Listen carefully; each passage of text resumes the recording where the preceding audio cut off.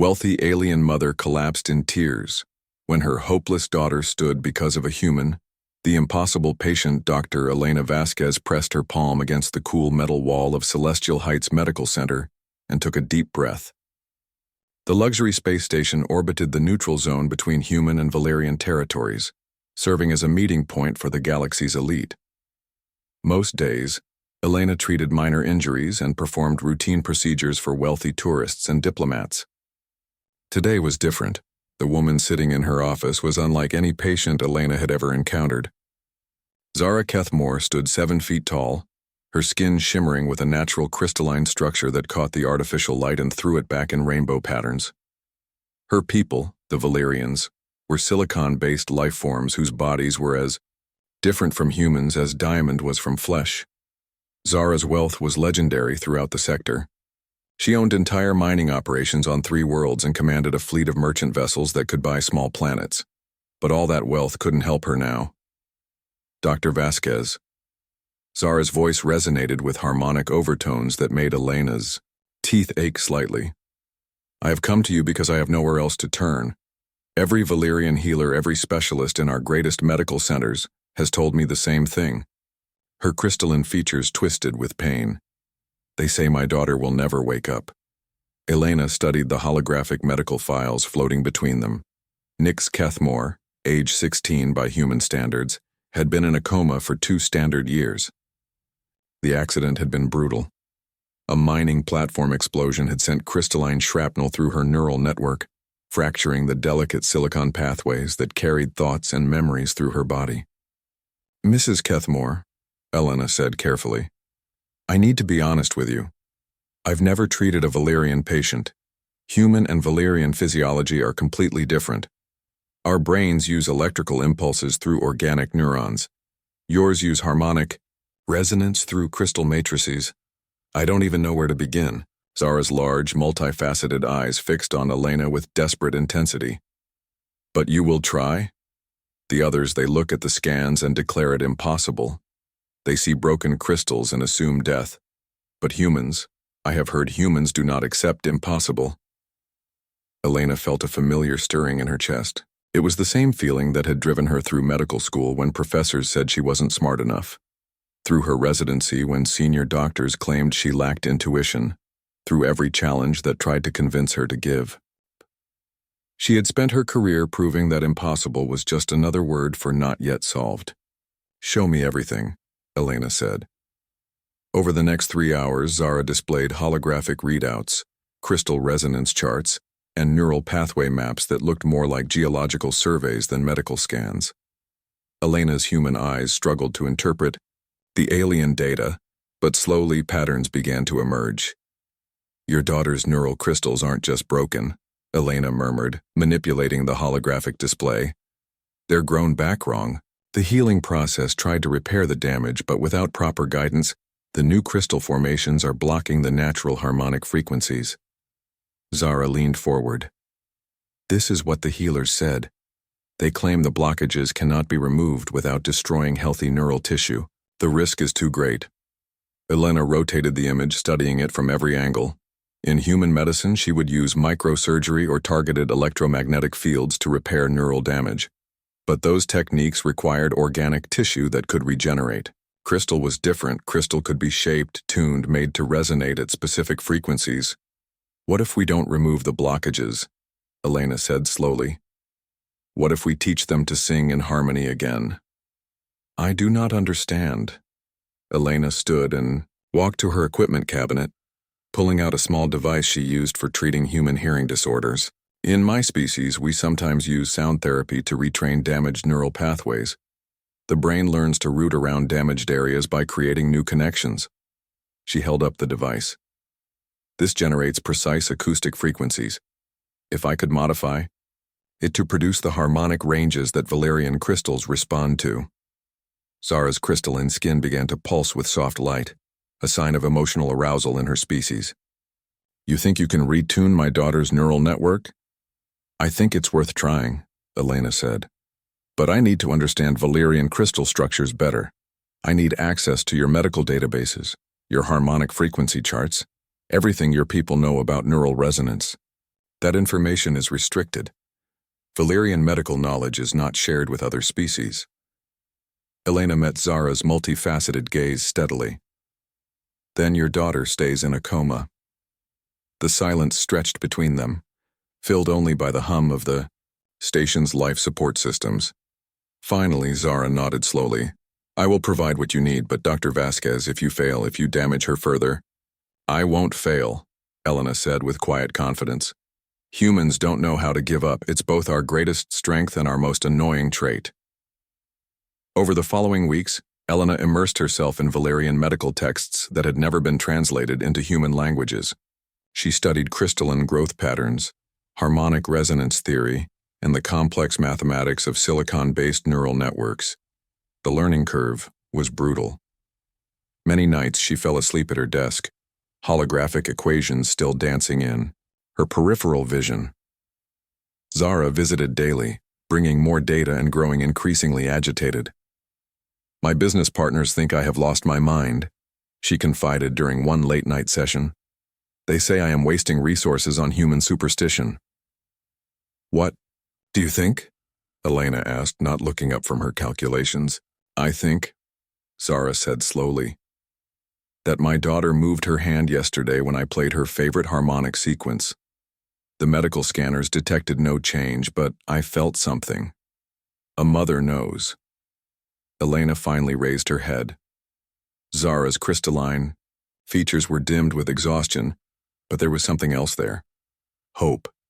It was a fragile thing, barely visible, but it was growing stronger each day. Mrs. Kethmore, I'm ready to begin treatment. How? Elena gestured to the modified acoustic device on her workbench. She had spent weeks rebuilding it from the ground up, incorporating Valerian harmonic principles with human engineering intuition. We're going to sing to your daughter's neural crystals. We're going to teach them how to grow correctly, how to resonate in harmony, instead of discord. Zara stared at the device. The medical board will never approve this. Humans are not licensed to treat Valerian patients, and what you're proposing has never been attempted. Then we don't tell them, Elena said simply. Not yet, not until we succeed.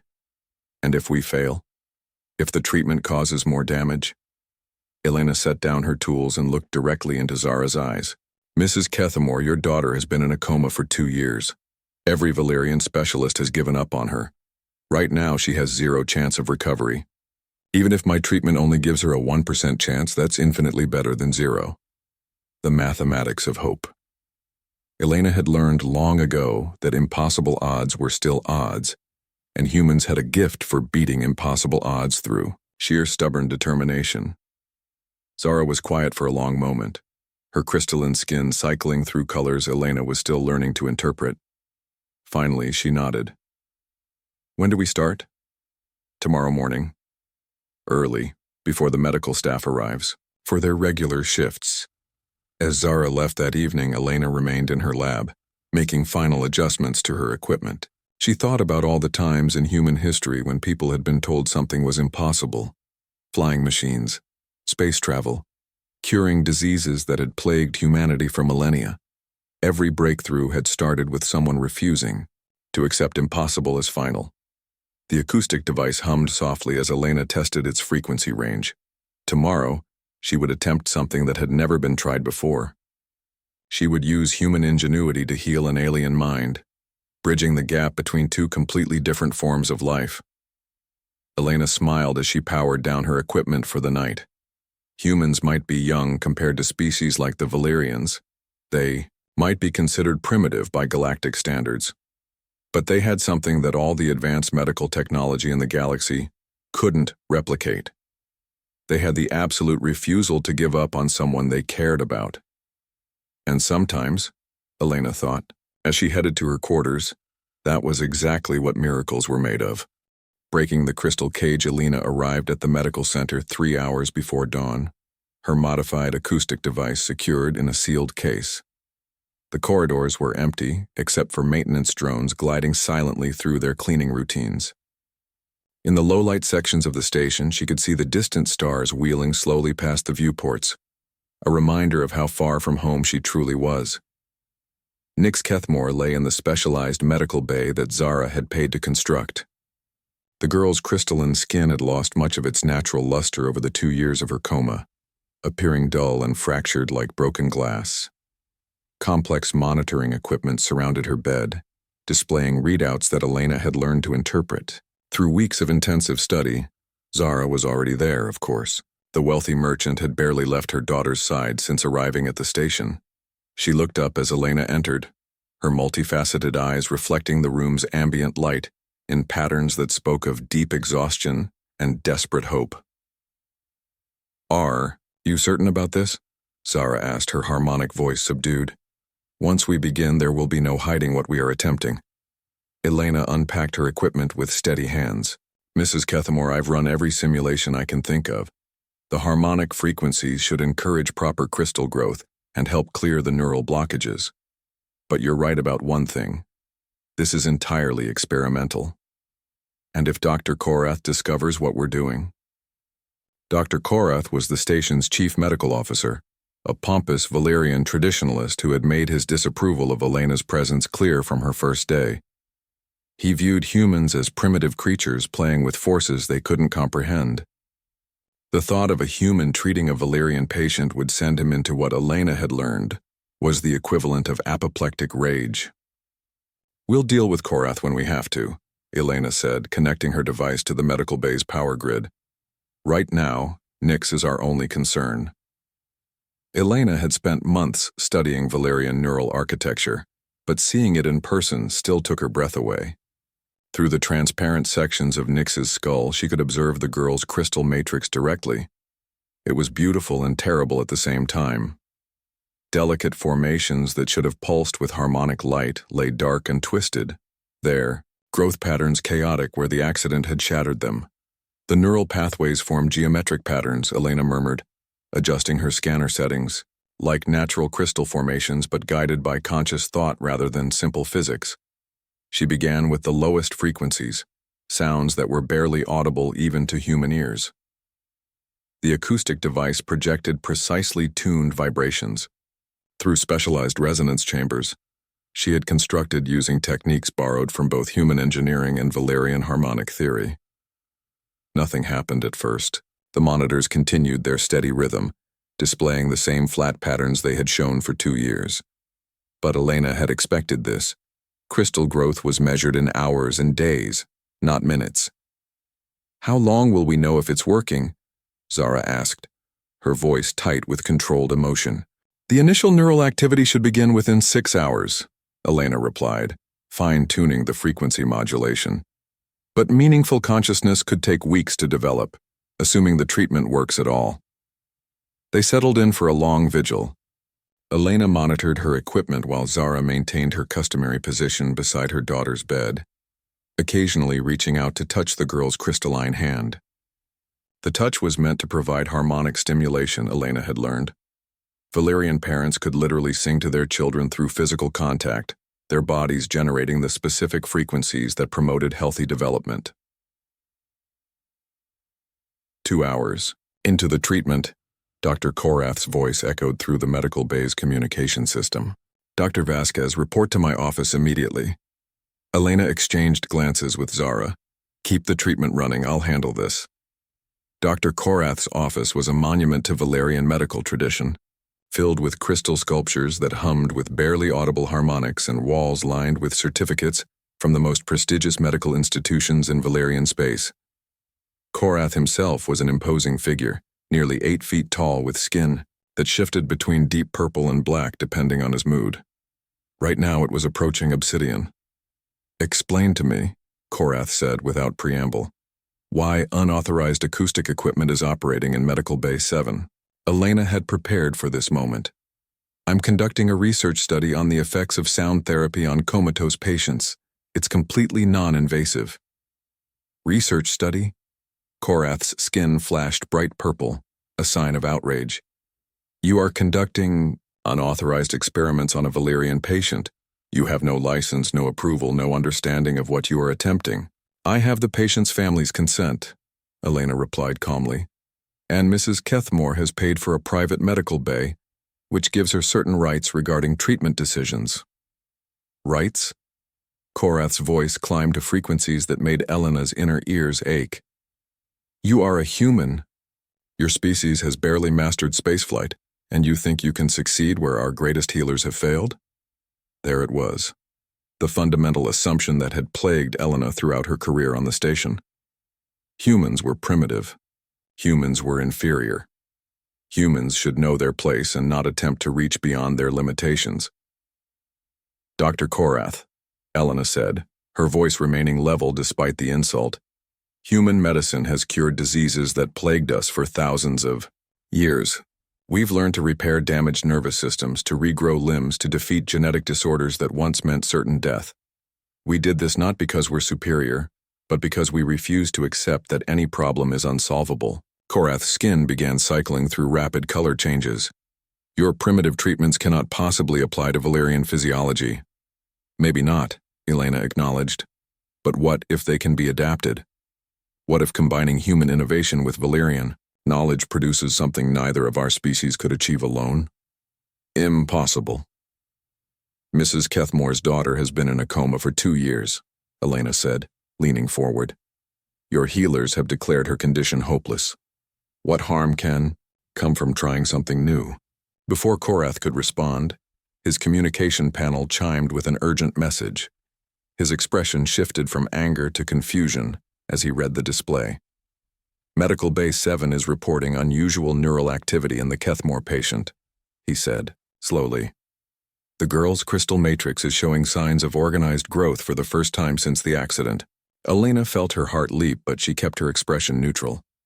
Perhaps you should examine the patient yourself, doctor. They rushed to the medical bay, where Zara stood transfixed beside her daughter's bed. The monitoring equipment was displaying patterns Elena had only seen in her theoretical calculations. Nyx's neural crystals were beginning to pulse with faint light, their growth patterns becoming more organized with each passing minute. This is impossible, Korath whispered, studying the readouts. The harmonic frequencies are completely wrong according to standard treatment protocols. Standard protocols failed, Elena pointed out, so I tried something different. Dr. Korath examined Elena's acoustic device with growing amazement. You've created hybrid technology, human engineering principles combined with Valerian harmonic theory. This should not work. But it is working, Zara said, her voice filled with wonder. For the first time in 2 years, her daughter's neural patterns showed signs of organized activity. The chaotic crystal growth was beginning to straighten out, forming the geometric patterns that characterized healthy Valerian neural architecture. Over the next several hours, more medical staff arrived to observe what they were calling an unprecedented development. Elena found herself explaining her techniques to experts who had initially dismissed her as a primitive alien, playing with forces beyond her comprehension. Now they hung on every word, taking detailed notes on her hybrid treatment approach. The key insight, Elena explained to the gathered physicians, was realizing that Valerian neural crystals respond to harmonic frequency like musical instruments. Instead of trying to force them back into their original patterns, I'm teaching them to grow in harmony with each other again. Dr. Korath, his skin now cycling through colors Elena had learned indicated deep thought, studied the treatment data. Your frequency modulations are producing controlled crystal growth. You're essentially composing a symphony that the patient's neural network can learn to play. Exactly, Elena said. Human music therapy techniques adapted for crystalline physiology. As the day progressed, Nyx's improvement accelerated. Her neural crystals began pulsing in synchronized patterns, and her brain activity monitors showed the first signs of organized thought processes in 2 years. By evening, she was responding to external stimuli, her crystal matrix brightening when Zara spoke to her. But their success had not gone unnoticed beyond the medical center. Elena's communication panel chimed with an urgent message from the station's security office. Representatives from the Valerian Medical Authority were demanding an immediate meeting. They wanted to examine Elena's research data and understand exactly what techniques she had used. They want to shut us down, Zara said, her crystalline features dark with worry. The medical authority doesn't approve of experimental treatments, especially not ones developed by non-Valerians. Elena looked at Nyx, whose neural patterns were growing stronger by the hour. The girl was on the verge of consciousness for the first time in 2 years. Stopping the treatment now could cause her to relapse permanently. Then we don't stop, Elena said simply. We continue the treatment until Nix wakes up, regardless of what the authorities want. Elena, Dr. Korath said carefully, the medical authority has the power to revoke your medical privileges entirely. They could ban you from practicing anywhere in this sector. Elena met his gaze steadily. Dr. Korath, that girl is going to wake up. When she does, she'll prove that human and Valerian medicine can work together to achieve things neither could accomplish alone. That's worth risking my career for. As night fell over Celestial Heights, Elena maintained her vigil beside Nix's bed. The acoustic treatment continued its precise work, teaching damaged crystals how to sing in harmony once again. Zara sat on the other side of the bed, humming traditional Valerian melodies that her daughter had loved before the accident. Tomorrow would bring new challenges. The medical authority would arrive with their demands and their prejudices. There would be investigations, hearings, possibly criminal charges for practicing medicine without proper authorization. But tonight, Elena watched as the impossible became possible. A human doctor was healing an alien mind using techniques that had never been attempted before. The boundaries between species, between different forms of life were beginning to blur, and deep in her crystal matrix, Nix Kethmore was beginning to dream again, the awakening that changed everything. The Valerian Medical Authority arrived at Celestial Heights like an invasion force.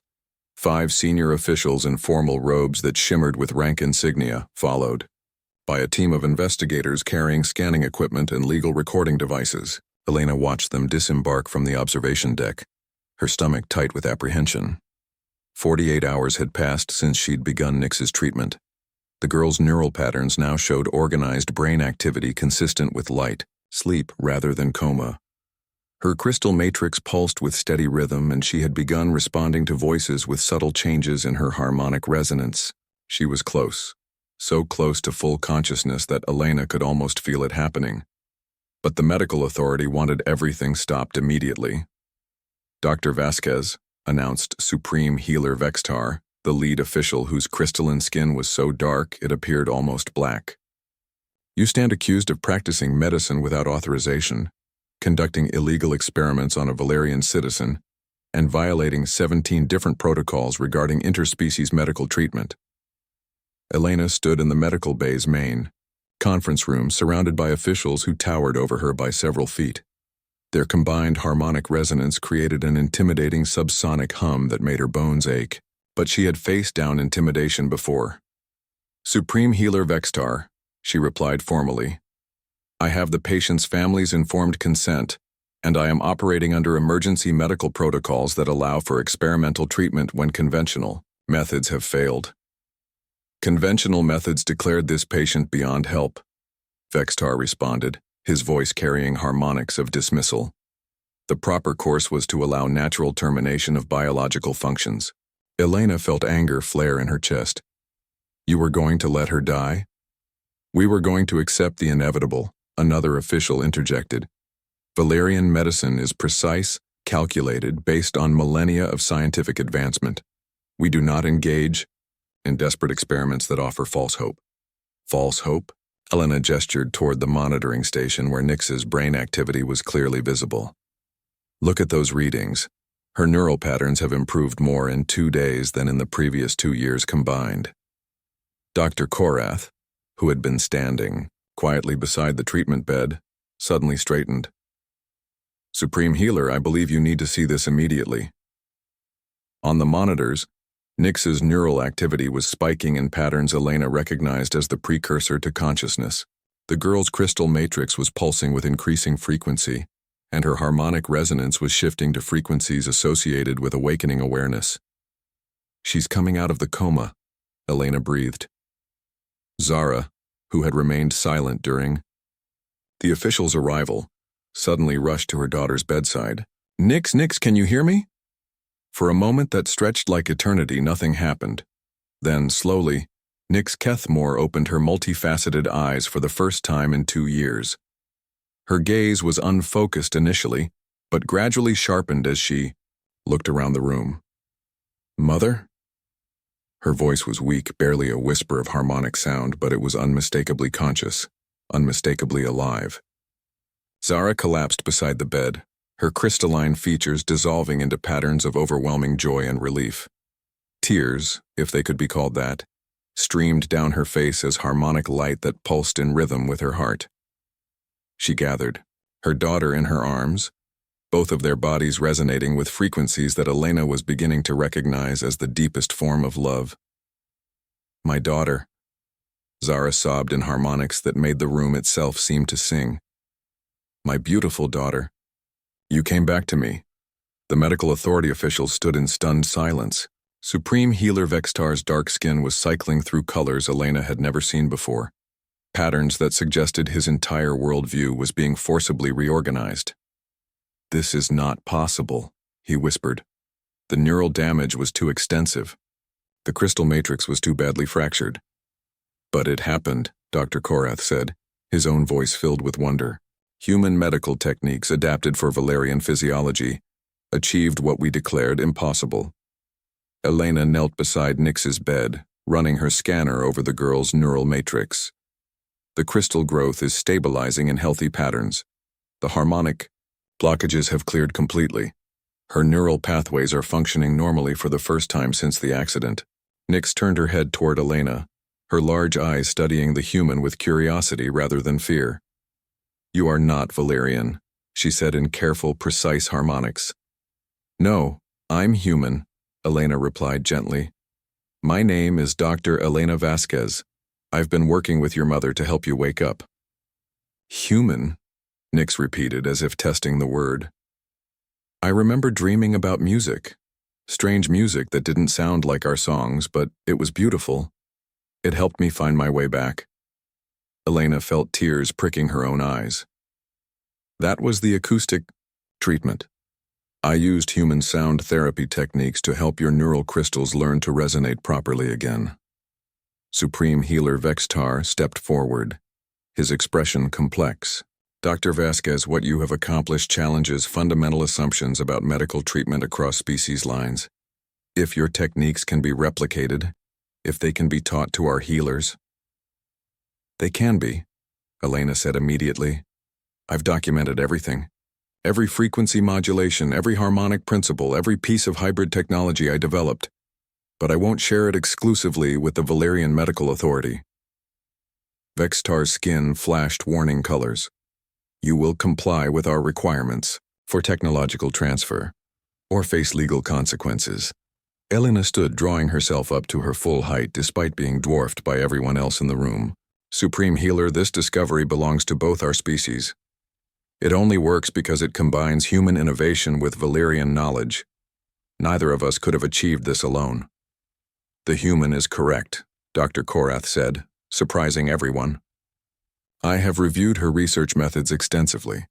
The breakthrough came from applying human problem-solving approaches to Valerian physiology. It requires understanding both medical traditions." Zara, still holding her conscious daughter, looked up with steel in her multifaceted eyes. "Supreme Healer Vextar, Dr. Vasquez gave me back my daughter when your entire medical establishment had given up hope. She deserves recognition, not persecution." "More than that," Elena said, her voice growing stronger with conviction. "This proves that cooperation between species can achieve things neither could accomplish in isolation. There are probably thousands of Valerian patients with conditions your medicine can't treat, but human approaches might help. And human patients who could benefit from Valerian harmonic techniques." Supreme Healer Vextar was quiet for a long moment, his skin cycling through deep contemplative colors. Finally he spoke. "Dr. Vasquez, the medical authority has spent centuries believing that our medicine was superior to all others in the galaxy. You have proven that belief wrong in the most dramatic way possible." He paused, looking at Nix, who was now sitting up in bed and speaking quietly with her mother. "Perhaps it is time for us to learn humility." Over the following hours, Elena found herself at the center of a whirlwind of activity. Medical researchers arrived from throughout the sector, eager to understand her hybrid treatment techniques. Communication requests poured in from human medical institutions wanting to know about Valerian harmonic therapy applications. The impossible had become possible, and the galaxy was taking notice. But the most meaningful moment came that evening, as Elena was preparing to leave the medical bay for some much-needed rest. Nix called out to her in clear, strong harmonics. "Dr. Vasquez, will you visit me tomorrow? I want to learn more about human medicine." Elena smiled, feeling a warmth in her chest that had nothing to do with medical achievement and everything to do with seeing a young life restored. "Of course, Nix. I'd like to learn more about Valerian healing songs, too." As Elena walked through the corridors of Celestial Heights, she reflected on the events of the past few days. She had come to this station as a simple human doctor treating minor ailments for wealthy aliens. She was leaving as a pioneer in interspecies medicine, having proven that the boundaries between different forms of life were more fluid than anyone had imagined. But more than that, she had witnessed something that transcended medical science entirely. She had watched a mother's love, expressed through different biology and alien emotions, prove to be fundamentally identical to human love. She had seen hope triumph over despair, determination overcome impossibility, and cooperation achieve what competition never could. In her quarters, Elena began composing a message to send back to Earth. Her former colleagues needed to know what had happened here. What possibilities existed when human ingenuity was combined with alien knowledge? The galaxy was full of species with unique medical traditions, each offering pieces of a larger puzzle. Humans might be young by galactic standards, but they brought something valuable to the cosmic community. They brought the absolute refusal to accept that any problem was unsolvable, that any patient was beyond help, that any species was too different to understand. They brought hope. And sometimes, Elena thought as she began drafting research protocols for joint human-Valerian medical programs, hope was the most powerful medicine in the universe. Through her viewport, she could see alien stars scattered across space like scattered gems. Each one potentially harbored life forms with their own unique biology, their own medical challenges, their own traditions of healing. The possibilities were limitless. Elena smiled as she worked late into the station's night cycle. Tomorrow would bring new patients, new challenges, new opportunities to prove that impossible was just another word for not yet solved. And in Medical Bay 7, Nix Kethmore slept peacefully for the first time in 2 years, her neural crystals singing soft harmonics of perfect health, while her mother held her hand and hummed ancient Valerian lullabies. The stars had bent to human will. But more than that, 2 species had learned that their greatest strength lay not in their differences, but in their willingness to bridge those differences with understanding, compassion, and the simple recognition that all sentient beings shared the same fundamental desire to heal, to hope, and to help those they cared about. The galaxy would never be quite the same.